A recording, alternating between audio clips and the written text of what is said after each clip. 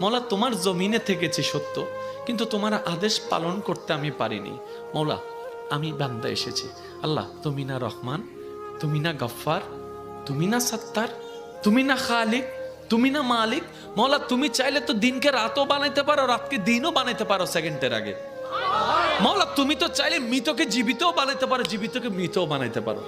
ও মাওলা, এই বিশ্বের সামনে, এই বিশ্বের সামনে, এই গ্যালাক্সির সামনে পৃথিবীর কোনো অস্তিত্ব নাই। পৃথিবীর সামনে আমি 3.5 হাত মানুষের কোনো অস্তিত্ব নাই।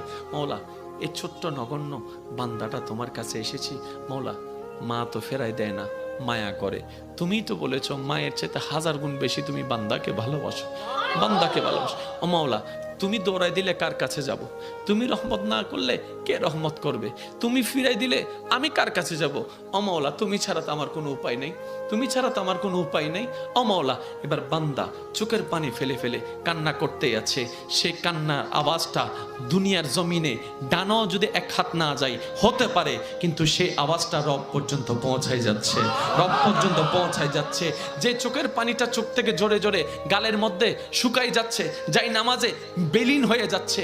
না রে ভাই না, এটা এতটুকু বিলীন হচ্ছে না, এটা রব্বে করিম হাদিসে পাকের ফরমান অনুযায়ী আশিকের সেই চোখের পানিকে ফেরেশতার মাধ্যমে আল্লাহ একটা বাটিতে সংরক্ষিত করে রাখে, যে বাটিটা জান্নাতের মধ্যে থাকবে, জান্নাতের মধ্যে থাকবে। এমন পানি আল্লাহ পাক নষ্ট হতে দেয় না। বান্দা চোখের পানি ফেলতেই আছে, মন থেকে আত্মসমর্পণ করতেই আছে। হঠাৎ রবের রহমত ডাক দিয়ে বলে, লা তাকনাতু মির রাহমাতিল্লাহ। এত টেনশন করস কেন? আমি রব আছি না?